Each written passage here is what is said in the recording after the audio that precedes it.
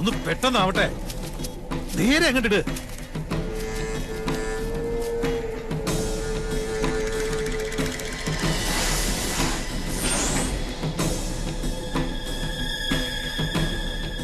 ആ പടവ് പോലെ അങ്ങോട്ടിട്ട്. ആ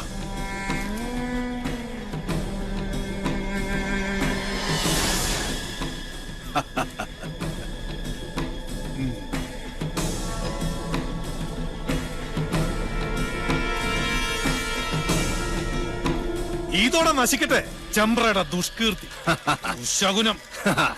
നിന്ന് കത്തട്ടെ. ദാ അസ്ഥിവാരം വരെ ചാമ്പലാവണം.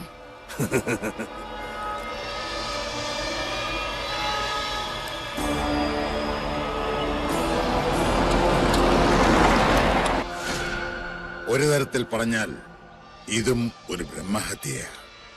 എല്ലാവരും മനസ്സിൽ അഷ്ടാക്ഷരി അങ്ങനെ ജപിച്ചോളുക.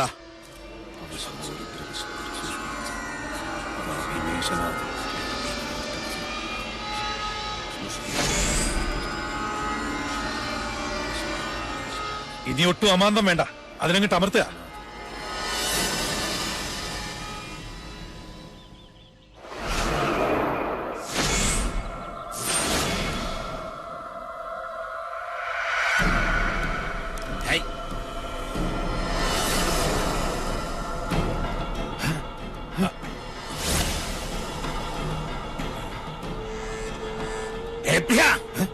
എന്താ ഇത് പൊട്ടാത്തെ?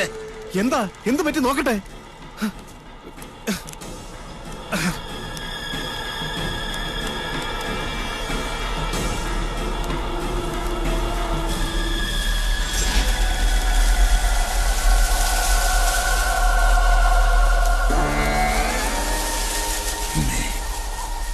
പൊറുക്കണം, മക്കളുടെ മൂഢത മാർപ്പാക്കണം. അത് ലൂസ് കോണ്ടാക്ട് ആയിരിക്കും. ഒന്നും ഞെക്കി നോക്ക്. ഒരക്ഷരം വേണ്ടി പോരുത്. മണ്ട ഗണേശൻ, കണ്ണു തുറന്ന് നോക്ക്. അന്തരീക്ഷത്തിന്റെ മട്ടും ഭാവവും മാറുന്നത് കാണുന്നില്ലേ? എന്തോ വരാൻ പോകുന്നെന്ന് എന്റെ മനസ്സ് പറയുന്നു. ശോഭയിൽ തെളിയുന്ന ദ്രോണ, നക്ഷത്ര കോടികൾ കഥിപനാം ദ്രോണ, ഉദയത്തിലോംകാര ശംഖമാം ദ്രോണ, ശരമാരിയാൽ ശിവനെ അർച്ചിച്ച ദ്രോണ.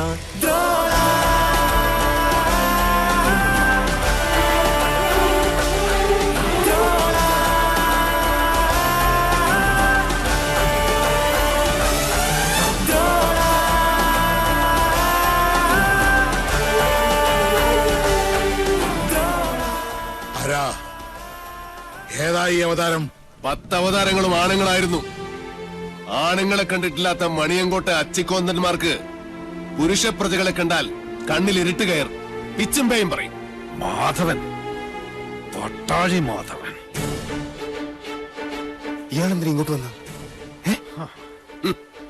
അച്ഛനും മക്കളും വെച്ച പടക്കൊന്തേ പൊട്ടിയില്ലേ? രാവിലെ ഇല്ലത്തുനിന്ന് ഇറങ്ങുമ്പോ നെല്ലൂർമനെ കാറ്റത്ത് ധൂളിയാക്കി പറത്തിക്കളയാമെന്ന് വ്യാമോഹിച്ചു അല്ലേ? എനിക്ക് നെല്ലൂർമനെ ഇതുപോലെ കാണണമെന്ന് മോഹമുണ്ടെങ്കിൽ അത് തടയാൻ മാത്രം പോന്നവരല്ല മണിയങ്കോട്ട മണ്ണുണ്ണികൾ. മാധവൻ, പട്ടാഴി മാധവൻ, പട്ടാഴി മാധവൻ നമ്പൂതിരി. ഭഗവാന്റെ തിടമ്പ് പോലെ ചൈതന്യമുള്ള പട്ടാഴി മാധവൻ എന്തിനാ തിടുക്കപ്പെട്ടിപ്പ് ഇങ്ങോട്ട് വന്നത്? മന വാങ്ങാനോ അതോ കുഞ്ഞുണ്ണിയുടെ കൊലയറ കാണാൻ?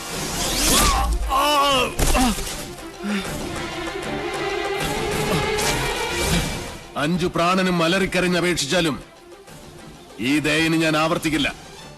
ഒരു ദിവസം അവസാനിപ്പിക്കും നിന്റെയൊക്കെ ധാർഷ്ട്യം ഞാൻ. പക്ഷേ അന്നും തീരില്ല എന്റെ വ്യസനം. അവനെ വിടുക.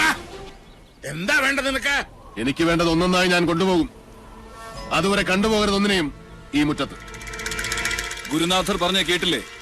ഇറങ്ങി പോവാ മുറ്റത്തുനിന്ന്. നീ ആരാടാ അത് പറയാൻ? നെല്ലൂർമനയുടെ ആധാരം തൊട്ടുപോകരുത് എന്റെ കുട്ടികളെ. അവരിൽ നിന്ന് കിട്ടിയതുപോലെ ഇരിക്കും. ജീവച്ഛവമായി കിടക്കാൻ എണ്ണപ്പാത്തികൾ ഇനിയുമുണ്ടല്ലോ മണിയങ്കോട്ട്.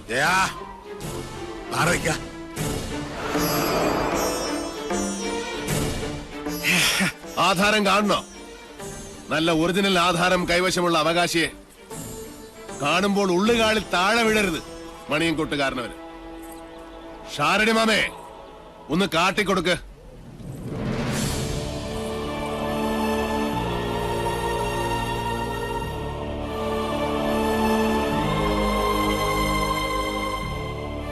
നെല്ലൂർ മനയുടെ അവകാശി തുളസിമണി. മനസ്സിലായില്ലേ? നെല്ലൂർ ഹരിനാരായണന്റെ ഒരേ ഒരു മകൾ.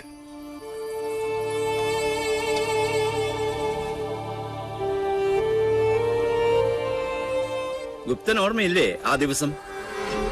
അന്ന് ഹരിയുടെ തോളിലിരുന്ന 5 വയസ്സുകാരി പെൺകുട്ടിയെ ആർക്കും കൊടുത്തില്ല. മണിയങ്കോട്ട് സാവിത്രിയുടെ കണ്ണിപ്പോലും പെടാതെ ഇവളെ ഞാൻ ഷാരത്തെ അടുക്കളയിലിട്ട് വളർത്തി. ദുഷ്ടഗ്രഹങ്ങളുടെ ദൃഷ്ടിയിൽ നിന്നും ഒളിപ്പിച്ചു. സൂക്ഷിച്ചു നോക്കി മുഖത്തേക്ക്. ഇത് ഹരിനാരായണന്റെ മകളല്ലെന്ന് പറയാൻ പറ്റുമോ ക്രമൂപ്പീന്? പറ്റില്ല.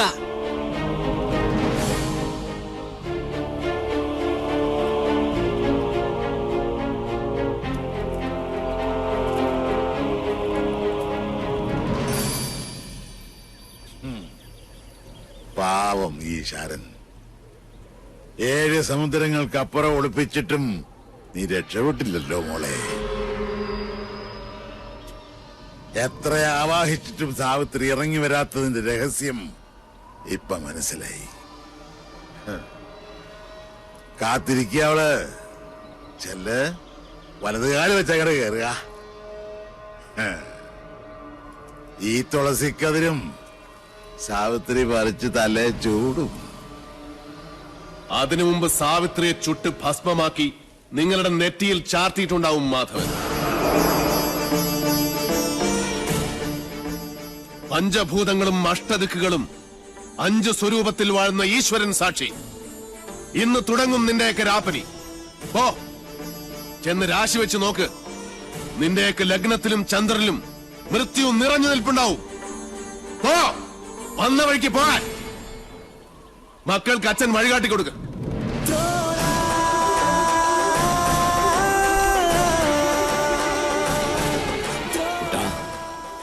ആഴമറിയാത്ത ചുഴിയിലേക്ക് കാലെടുത്ത് വെച്ചു ഈ അച്ഛനും മകനും. ഇപ്പൊ കുട്ടനും ഷാരടി മാമ മടങ്ങിക്കോളൂ. കുട്ടേട്ടൻ 4 ദിവസം കൊണ്ട് ഇതൊരു മനുഷ്യാലയമാക്കി ഞാൻ നിന്നെ ഏൽപ്പിക്കും. അതിന് സാധിച്ചാൽ മാത്രം പട്ടാഴിക്ക് മടങ്ങും. അല്ലെങ്കിൽ എനിക്ക് ചിതകൂട്ടാൻ കിഴക്കേത്തൊടിയിലെ മാവ് പോലും വെട്ടരുതെന്ന് അമ്മയോട് പറയണം. ശവം പാഴ്വിറക് കൂട്ടി അതിലിട്ട് കത്തിച്ചു കളയണം.